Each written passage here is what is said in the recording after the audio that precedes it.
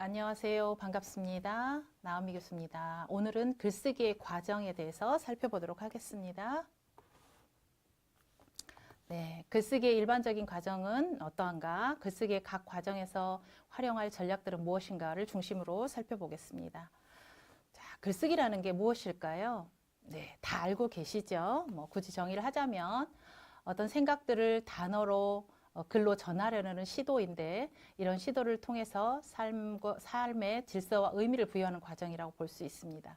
자, 글쓰기 전에는 좀 헝클어져 있고 정리가 되지 않았던 것들이 글을 쓴 후에 정리가 돼서 나온다는 걸 경험해 보셔서 아실 겁니다.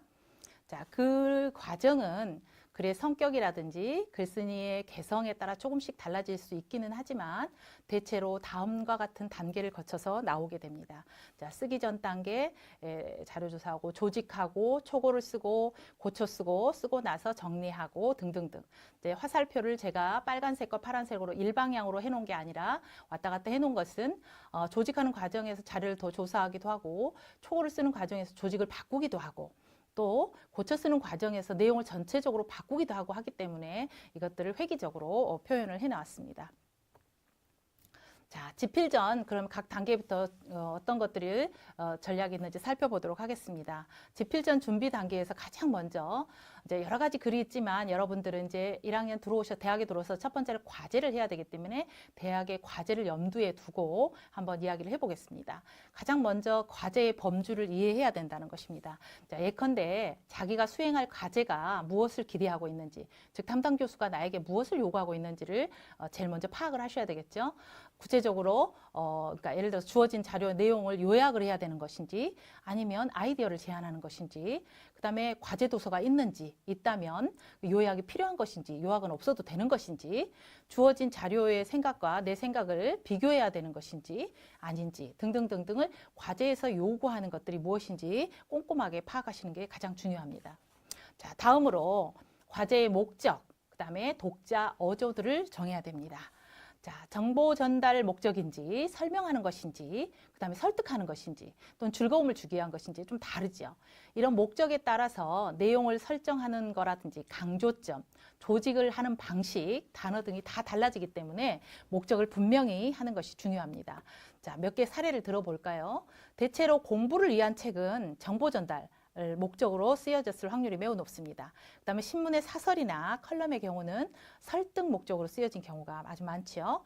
그다음에 추리소설의 경우는 추리의 즐거움이 아마 가장 큰 목적일 겁니다. 추리소설을 읽고 나서 무슨 정보를 얻거나 물론 얻을 수도 있겠지만 가장 주안점은 어쨌건 즐거움을 주기 위한 것이겠죠. 자, 실제로 많은 텍스트들은 그 목적을 달성하기 위한 가장 효율적인 텍스트의 그 방식이 있습니다. 텍스트를 쓰는 방식이. 그리고 이러한 방식들이 하나의 글의 유형, 우리가 소설이라고 말한다든지 칼럼이라고 말한다든지 이런 장르 유형으로 굳어져 있다는 걸 여러분들이 아실 수 있을 겁니다. 자, 그 다음에 독자를 정하는 건 독자의 성별, 연령, 지적 수준, 정치적인 성향은 어떤지, 관심사는 어떤지 등등등등등 이런 것들이 왜 중요하냐면 이 독자에 따라서 독자의 그 기대치나 요구사항에 따라서 자료를 얼마만큼 준비할지 이것을 근거로 사용할지 말지 이런 것들이 다 달라지기 때문입니다. 그래서 꼼꼼하게 연령, 지적 수준, 종교적 신념 또는 관심사, 선지식, 알고 있는 정도 그 다음에 주제나 의견에 대한 편견 있는가 이런 것들 꼼꼼하게 체크해 보실 필요가 있습니다. 자, 그 다음에 어조라는 것은 글에 나타난 글쓰기의 목소리, 즉 태도라고 볼 수 있는데요. 자, 왼쪽의 글과 오른쪽의 글을 비교를 해보시면 알 수 있습니다. 왼쪽의 글은 매우 중립적으로 쓰여져 있어요. 예를 들어서 SNS 발달은 한국 사회의 문화적 권력 구도를 변화시키는 데 중요한 역할을 했다. 계속 이야기 나오고 2000년대 후반에 이르러 거대 자본으로 독립되어 있고 쭉쭉쭉 가능한 중립적으로 쓰여져 있다는 걸 알 수 있어요. 반면에 오른쪽의 글은 조금 다릅니다. 자본의 이익, 기득권의 취향과 행포, 올며 겨자 먹기. 자, 이런 시대였다는 거죠. 그런데 이전 시기에 문화적 권력은 이런 말과 함께 존재했었고 SNS가 등장하면서 이런 문화적 권력을 밀어내고 있다라고 필자가 지금 SNS라는 걸 상당히 긍정적으로 쓰려고 한다는 걸 알 수 있습니다. 자, 이렇게 글 속에 드러내놓는 어떤 필자의 목소리, 이걸 우리가 어조라고 합니다. 이것도 정해야 됩니다. 자기가 어떤 어조를 가지고 글을 쓸지. 자, 그 다음에 과제의 범위를 좀 더 한정할 필요가 있습니다. 자, 예를 들어서 볼까요? 대학 생활에 대해서 써오라고 교수가 과제를 내줬다 그러면 대학 생활 전체를 한정된 분량에 쓸 수가 없습니다. 그렇죠? 그랬을 때, 예비 사연으로서 대학인에 대해서 써볼까? 좀 하고 주제를 줄여볼 수 있습니다. 그것보다 더 줄여보면 자기 개발과 진로 탐색을 위한 대학 생활에 대해 써봐야겠다라고 줄일 수 있습니다. 독서 문화도 마찬가지입니다. 독서 문화에 대해 써볼까? 대학 도서관과 독서에 대해서 줄여보고, 그 다음에 오락물 중심의 대학 독서 문화에 대해서 써봐야겠다라고 줄일 수 있습니다. 마찬가지입니다. 그래서 좀 더 한정된 주제를 좁혀가는 게 좋은 과제를 내기 위한 조건입니다. 잘 기억하시기 바랍니다. 너무 큰 주제로 너무 번박하게 쓰게 되면 초점을 잃어버릴 수가 있다는 걸 꼭 명심하시기 바랍니다. 자, 이렇게 개괄적인 주제에서 덜 개괄적인 주제로 한정된 주제로 가는 과정에서 질문을 해본다든지 그 다음에 브레인스토밍으로 좀 더 주제를 한정시켜가는 방법을 사용하면 되겠습니다. 자, 그 다음에 주제에 대한 글감을 생성하는 것인데요. 사실 이 방법을 다 쓰는 건 아니지만 주제에 대한 글감을 생성할 땐 다양한 방법을 써볼 수 있습니다. 가장 손쉽게 하는 방법이 이제 자유롭게 쓰기인데요. 프리라이팅이라고 여러분들도 들어보셨을 겁니다. 제한된 주제 범위들 생각나는 대로 자유롭게 써보는 겁니다. 뭐 요즘은 컴퓨터 앞에서 자유롭게 그냥 멈추지 않고 써보는 방법이 있고요. 그냥 손으로 쭉 이때는 가장 중요한 게 멈추지 않고 계속 써보는 겁니다. 그 다음에 한정된 주제에 대해서 브레인스토밍을 같이 친구들하고 같이 해보는 겁니다. 한정된 주제와 연관해 떠오르는 단어나 구절을 적어가서 그 다음에 이제 목록화 해보는 것이고요. 그룹 브레인스토밍 하러 가기도 이것도 마찬가지입니다. 혼자 하는 방법도 있고 친구들하고 같이 그룹을 지어서 할 수 있는 방법도 있습니다. 그 다음에 주제를 도식화해보는 방법도 있겠죠. 그러니까 뭐 줄을 그어본다든지 연관되는 것들끼리 이어본다든지 해볼 수 있습니다. 그 다음에 이제 논지 전개 패턴을 사용하기. 예를 들어서 용어나 개념을 설명할 때는 정의를 쓴다든지 유사성과 차이점을 드러내기 위해서 뭐 비교와 대조 패턴을 사용한다든지 이제 앞으로 배울 패턴들을 배우실 텐데 그 패턴들을 가지고 활용해 본다든지 그 다음에 유사한 범주끼리 묶어본다든지 이런 방법들을 다양하게 원하는 대로 쓰시면 되겠습니다. 자, 그 다음에 내용을 조직하기 단계인데 내용의 구조를 잡아 조직하는 단계입니다. 자, 이때는 가장 중요한 게 논지를 잘 세워야 됩니다. 논지라는 것은 내가 말하고 싶은 바 핵심 내용인데요. 논지를 세운 다음에 그 논지를 뒷받침할 만한 논리적 근거 자료들을 확보해야 됩니다. 그리고 나서 그 논거들을 배열을 해야 됩니다. 자, 구체적으로 좀 더 들어가서 살펴보겠습니다. 자, 효과적인 논지 쓰는 방법. 아까도 얘기했다시피 논지라는 것은 주장하는 핵심 내용을 의미하는 것인데요. 보통은 한 문장이나 두 문장으로 표현이 됩니다. 자, 한정된 주제 부분과 그 주제에 대한 글쓴이의 관점이나 태도로 구성되는 게 이제 전형적인 논지 구성 방법입니다. 자, 사례를 좀 보겠습니다. 자, 예를 들어서 아까 대학 생활에 대해 글을 쓴다 그러면 한정된 주제를 자기 개발과 진로 탐색을 위한 대학 생활에 대해서 써봐야지 이것이 논지는 아닙니다. 논지는 바로 오른쪽에 있는 자기 개발과 진로 탐색이라는 지향점, 이거는 주제 부분이죠. 주제 부분이고 자기 개발과 진로 탐색이라는 지향점은 현대 사회에서 대학이 더 이상 상하탑에 머물지 않음을 말해준다. 자, 이게 논지입니다. 말하고 싶은 것이 결국은 이 초록색 부분으로 되어 있는 부분이 실제로 필자인 내가 말하고 싶은 것입니다. 자, 이 두 번째 것도 마찬가지입니다. 오락 중심의 독서 행태는 대학에서 독서 문화가 오락 문화에 밀려나고 있다는 징표이다. 하고 싶은 말은 결국은 이 파란색 부분인 것이죠. 네, 마찬가지입니다. TV 드라마의 선정성은 시청률을 좌우하는 요소가 되고 있다. 이거는 이제 두 문장으로 돼 있죠. 한두 문장으로 한다 그랬죠. 이는 대중문화가 건강하지 못한 방향으로 흘러가고 있는 추세를 단적으로 보여준다. 이게 바로 논지입니다. 내가 말하고 싶은 바 핵심을 잘 정리하는 것만으로도 글은 이미 반 이상 잘 쓰여지는 조건을 갖췄다고 볼 수 있습니다. 네. 자, 논지를 세울 때 주의해야 될 점 몇 가지 살펴보겠습니다. 첫째, 주제를 공표하는 섬에서 머물지 마라. 아까 얘기한 대로 이 글은 현대사회에서 대학생활을 어떠한지를 논하게 될 것이다. 어떠한지에 대해서 자기가 핵심 내용을 정해야 됩니다. 논하게 될 것이다. 대학의 독서 문화의 양상을 다루는 것이 이 글의 목적이다. 이 정도는 논지가 아닙니다. 자, 그 다음에 사실적인 진술을 피하라. 한국은 심각한 노령화 사회에 접어들고 있다. 이거는 뭐 자료만 있으면 당연히 근거 자료만 있으면 사실적인 내용을 입증할 수 있습니다. 이런 것들은 논거라고 하지 않습니다. 그래서 논지는 한국의 노령화 사회는 정신적, 경제적 어려움에 직면한 청년 세대의 문제와 직결된다라든지 또 밑에 최근 2, 3년간 판타지물이 대학 도서관에서 가장 높은 대출 빈도를 보이는 것은 여기까지가 주제이고요. 오락 문화에 침윤된 대학생들의 성향을 반영하고 있다. 이렇게 쓰는 게 논지를 세운 좋은 방법입니다. 자, 그 다음에 폭넓은 진술을 피하라. 좀 너무 크게 주제를 잡지 말라는 얘기죠.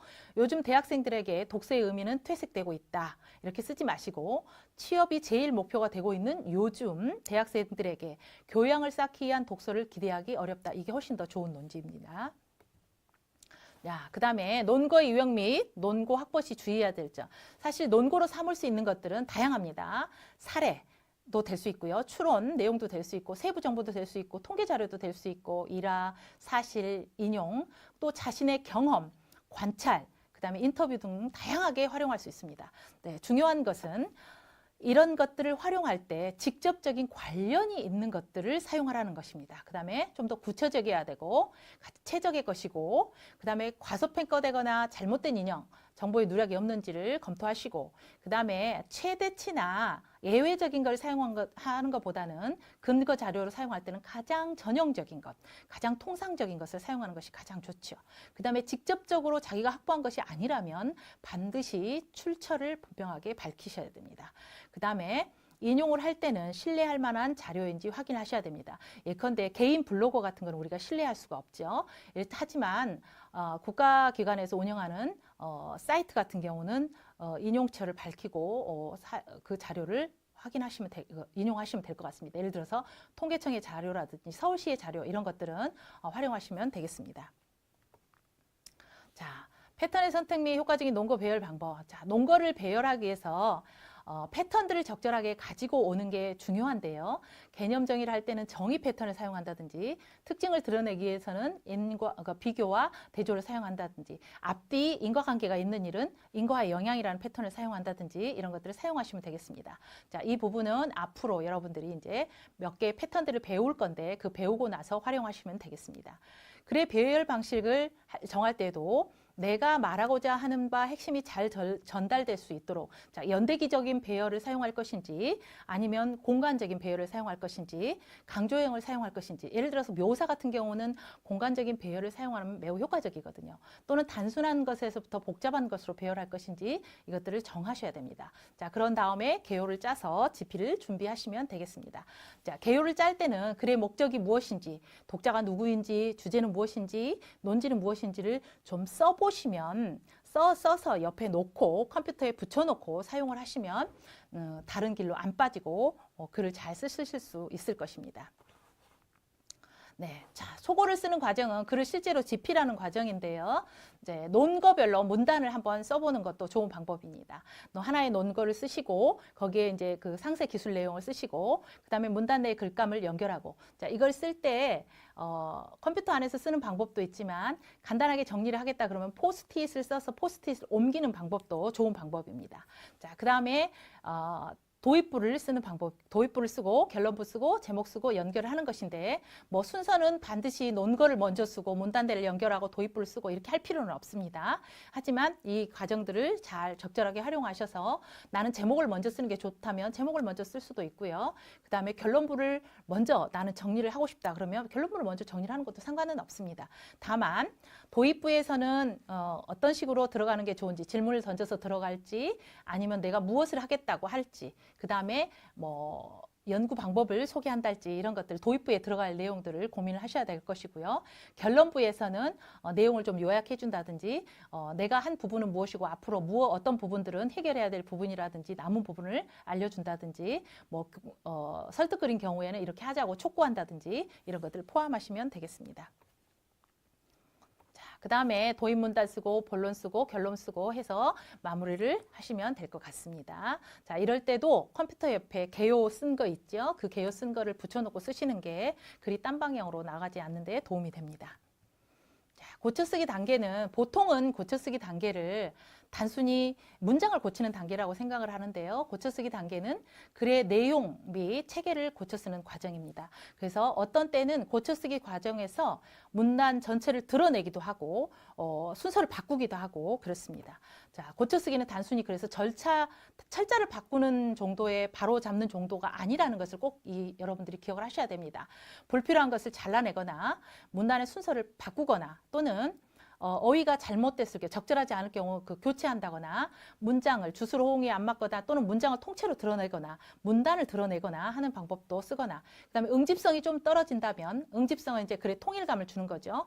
그 통일감을 주기 위해서 좀 더 필요한 내용들을 더 집어넣거나 빼버리거나 그 통일감을 주는데 그 응집성을 주는데 방해가 되는 내용을 각주로 뺀다든지 하는 것들도 합니다. 심지어 이제 새로운 글감을 추가하기도 하고요. 그래서 글쓰기의 모든 단계를 점검하는 게 고쳐쓰기 단계라는 걸 꼭 기억하시기 바랍니다. 글을 잘 쓰는 사람들은 이 고쳐쓰기 단계에서 글을 여러 번 읽고 여러 번 고친다는 걸 꼭 기억해 두시기 바랍니다. 자, 고쳐쓰기 전략으로 우리가 기억해야 될 것들을 몇 가지 알아보겠습니다. 고쳐쓰기를 하기 전에 반드시 시간이 된다면 초고를 잠시 물러두는 게 좋습니다. 그 말은 무슨 얘기냐면 계속 그 내용을 쳐다보면 그 내용에 함몰돼서 잘 보이지 않아요. 그렇기 때문에 그 원고를 잠시 물러두고 잠시 머리를 식힌 후에 그 원고를 다시 들여다보는 게 아주 좋은 방법입니다. 그 다음에 그럴 때는 과제가 처음에 과제에서 그 교수님이 요구했던 건 무엇인지를 다시 한번 꼭 생각해 보시기 바라고요. 자, 프린트를 한 후에 고쳐쓰기를 하는 것을 저는 권장을 합니다. 프린트를 한 후에 전체 체계도 좀 보시고 소리내서 읽어보시고요. 그 다음에 가능한 자신이 쓴 초고를 소리내서 읽어보기 바랍니다. 소리내서 읽어보게 되면 주스로움이 잘못된 것, 문장이 좀 긴 것 이런 것들은 다 걸러지게 됩니다. 자기 귀에 거슬린다. 그 다음에 한 호흡 단위도 읽히지 않는다. 그러면 문장이 편안하지 않는다는 것이거든요. 그러면 독자도 역시 편안하지 않다는 것이니까 그걸 좀 수정하시면 되겠습니다. 그 다음에 점검할 요소를 달리해가면서 여러 번 초고를 읽어보자. 이게 무슨 말이냐면 처음에는 맞춤법같이 꼼꼼하게 아주 작은 것들을 보지 마시고요. 전체 흐름을 한번 쭉 보십니다. 자, 그 다음에 단락들과의 사이를 좀 이렇게 쭉 보시고 자, 마지막으로 문장 표현, 조사가 제대로 들어가 있는지 이런 것들을 꼼꼼하게 보시는 게 좋겠습니다. 담당 교수에게 피드백을 요청하고 쓰는 것도 좋은 방법이고요. 동료에게 피드백을 좀 부탁해 보는 것도 좋은 방법입니다. 자, 쓰고 난 다음에 다 써서 이제 원고를 제출하기 전 마지막 단계, 이 단계에는 제출 전에 형식적인 부분을 점검하는 단계입니다. 자, 프로그램을 지금은 온라인 프로그램 맞춤법 검사기 같은 게 있죠. 자, 프로그램을 가동해서 다시 한번 오탈자를 점검을 해보시고요. 담당 교수가 요구하는 가이드라인이 있다면 그 가이드라인에 맞게 내가 편집을 했는지 꼭 보시고요. 남의 글이나 생각을 무단으로 가져온 것은 없는지 가져온 것이 있다면 출처를 분명히 밝혀서 적어주시고 과제명, 수강 과목, 학번, 이름 등 빠진 것이 없는지 쭉 보신 다음에 마지막으로 형식적인 점검을 하다못해 편집, 단락 들여쓰기는 들어가 있는지 제목이 제 위치에 있는지 이런 것들을 쭉 보신 다음에 과제를 제출하시면 되겠습니다. 자, 과제 활동 하나 드리겠습니다. 다음은 자신의 글쓰기 과정을 점검하는 표입니다. 작성하여 수업 시간에 가져오시면 여러분들하고 같이 내가 글쓰기 과정을 꼼꼼하게 점검하고 있는지 검토하는 시간을 갖도록 하겠습니다. 네, 감사합니다. 수업 시간에 뵙겠습니다.